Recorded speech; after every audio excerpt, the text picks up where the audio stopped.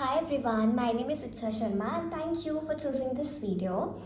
तो आप vitamin M की स्टोरी सुनने आए हो तो चलो वही सुनाती हूँ। बहुत प्यारी स्टोरी है और इस स्टोरी में आपको पता चल जाएगा, आगे पता चल जाएगा आगे पता चल जाएगा कि क्या होता है। चलो, तो सबसे पहले ये कहानी स्टार्ट होती है। इसमें एक ग्रैंडपा है, एक छोटा बच्चा है, उसकी मम्मी और उसके पापा हैं। तो बेसिकली यहाँ पे जो ग्रैंडपा हैं वो जो वो रिसेंटली शिफ्ट हुए होते हैं अपने बच्चों के साथ रहने के लिए। तो मतलब जो बच्चा और उसके मम्मी पापा के साथ रहने के लिए जो ग्रैंडपा है वो शिफ्ट हुए हैं बिकॉज़ उनकी जो वाइफ़ है, ग्रैंडपा की जो वाइफ़ है, उनकी उनकी डेथ हो गई है और वो काफ़ी एजड हैं। तो उनको जो उनके घर वाले हैं उन्होंने अपने पास बुला लिया कि अकेले वो अपना ख्याल रख पाएंगे या नहीं रख पाएंगे। ठीक है, तो अभी अगर मैं ग्रैंडपा बोलूँ तो आप दादाजी को समझना, बच्चा बोलूँ तो वो उस ग्रैंडपा के पोते की बात हो रही है एंड मम्मी पापा उस बच्चे के मम्मी पापा हैं। ठीक है, आप यूँ कह लो कि ग्रैंडपा के बेटे एंड उनकी वाइफ एंड उनका बच्चा, like 4 people are there. Okay, so now what happen कि मम्मा जो थी उनको ये डर लगता रहता था कि उनको ऐसा लगता था कि जो ग्रैंडपा हैं वो चीज़ें भूल रहे हैं। और आपको पता भी है कि ऐसा होता है कि जब आप लाइक बूढ़े हो जाते हैं लोग तो वो अपना ध्यान खुद नहीं रख पाते हैं। वो एक मतलब वो छोटे बच्चे की तरह हो जाते हैं, वो अपना ध्यान नहीं रख पाते हैं। वो आप उनको जितनी चीज़ों के लिए मना करते हो उनको वही चीज़ करने का मन करता है। ठीक है, और उन पे रिस्ट्रिक्शंस लगाते हो तो वो भी उनको अच्छा नहीं लगता और याददाश्त भी वीक हो जाती है। तो जो मम्मी है, मतलब उस बच्चे की मम्मी जो हैं वो बोलती हैं, अगेन ये एक समरी है, ये आपको सिर्फ एक स्टोरी बताने के लिए है, इसमें कुछ डिटेल नहीं बताया है। तो मेक श्योर अगर आपको ये स्टोरी समझ आए तो आप रीड कर लेना, और अगर आपको डिटेल में एक्सप्लेनेशन चाहिए तो या तो आप मुझे कमेंट कर देना। अगर आपको मेरा एक्सप्लेनेशन अच्छा लगा तो मैं बना दूँगी, और एल्स बहुत अच्छे अच्छे वीडियोज़ ऑलरेडी यूट्यूब पे अवेलेबल हैं, आप उनको देख लीजिएगा। ठीक है, तो जो मम्मी और बच्चे होते हैं तो मम्मी कहती है कि कुछ एक ऐसी दवाई भी होनी चाहिए थी जिसका नाम होना चाहिए था विटामिन एम, कि अगर हम उसको खिला दें लोगों को तो वो अपनी याददाश्त ना भूला करें। कुछ पहले ऐसे इंसिडेंट्स हुए थे, तब दादाजी जो थे, ग्रैंडपा जो थे, वो थोड़ी थोड़ी चीज़ें भूल रहे थे। ऐसा सबको लग रहा था कि वो मे बी उनकी याददाश्त की वजह से। ठीक है, एंड वो जो छोटा बच्चा होता है वैसे सुन रहा होता है कि हाँ हाँ ऐसे करके। अब एक दिन का दिन आता है, तो जो मम्मी होती है वो काम पे जा रही होती है एंड वो अपने बेटे को बोलती है, छोटे बच्चे को बोलती है कि दादाजी का बिल्कुल ध्यान रखना, ग्रैंडपा का ध्यान रखना, मेक श्योर कि वो कहीं नहीं जाए बिकॉज मतलब उस बच्चे की रिस्पॉन्सिबिलिटी है अपने दादाजी का ख्याल रखने का। ऐसे कह के मम्मा चली जाती है, सारी मेडिसिन वगैरह दे के वो चली जाती है।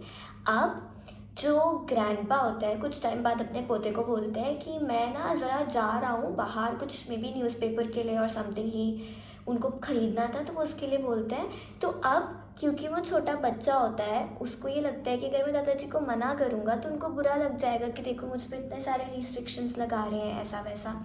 तो वो कुछ नहीं कहता है, वो उनको जाने देता है, बट वो चुपके चुपके चुपके चुपके चुपके उनको फॉलो करता है। तो जब वो उनको फॉलो कर मतलब बेसिक उससे पहले जब वो जा रहे होते हैं तो वो अपनी कैप लगाते हैं येलो कलर की, अपनी स्टिक लेते हैं एंड वो चल देते हैं। और वो छोटा बच्चा उनको फॉलो करते करते पीछे पीछे जा रहा था।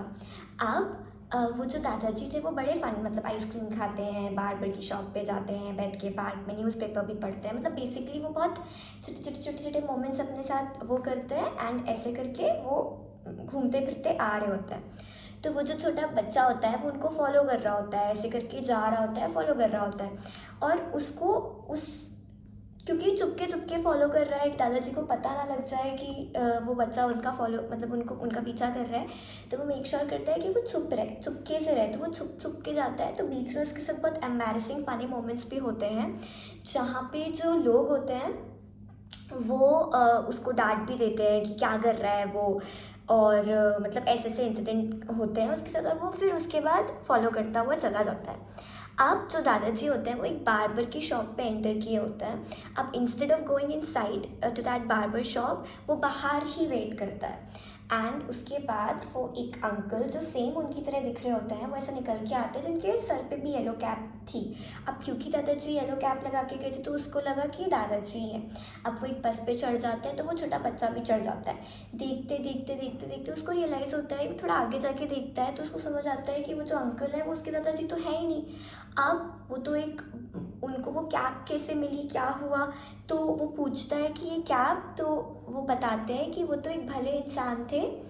बेसिकली जो उस बच्चे के ग्रैंडपा हैं वो काफ़ी अच्छे इंसान थे, और बार्बर की मतलब जब वो शॉप पे गए अपने बाल कटवाने के लिए तब उनको ये अंकल मतलब तभी उनको दिखे होंगे, और उन्होंने जो ग्रैंडपा थे उन्होंने उस स्ट्रेंजर को वो कैप दे दी थी और बोला था कि बाहर बहुत गर्मी है, आप ये कैप लगा लो, ऐसे करके येलो कैप। तो अब जो बच्चा होता है वो बहुत ज़्यादा डर जाता है, क्योंकि उसको लगता है कहीं दादाजी खो ना जाए, ये ना हो जाए, वो ना हो जाए। ऐसे लिथार्जिक होते होते सोच सोच के वो घर आता है, ढूंढने की कोशिश करता है पर उसे नहीं मिलते। और जब वो घर आता है तो वो देखता है कि उसके दादाजी तो बड़े आराम से पीसफुली सो रहे हैं, ऐसे करके। एंड उसके बाद उसको बड़ा रिलैक्स होता है कि अच्छा रहा कि वो आराम से लौटा है, वो कहीं कुछ भटके नहीं, कहीं कुछ खो नहीं गए। एंड उसके बाद इवनिंग में जब सब आ जाते हैं, मम्मी पापा, तो वो आते हैं सबके पास और सबको अपने पास बुलाते हैं। और जो मम्मा होती है वो पूछती है कोई तकलीफ़ तो नहीं हुई, सब एवरीथिंग वाज फाइन। तो ग्रैंडपा बोलता है कि नहीं नहीं कोई प्रॉब्लम नहीं हुई है, पर पता नहीं ये मतलब ये बच्चा जो था उनका जो पोता था वो कहाँ चला गया था, उनको कोई आइडिया नहीं। और उसके बाद वो अपने बैग में से गिफ्ट्स निकालने लगते हैं और वो सबको गिफ्ट्स देते हैं और बोलते हैं कि शायद आप भूल गए हो बट मैं अपने बर्थडे पे मैं अपने खुद के बर्थडे पे सबको गिफ्ट्स देता हूँ।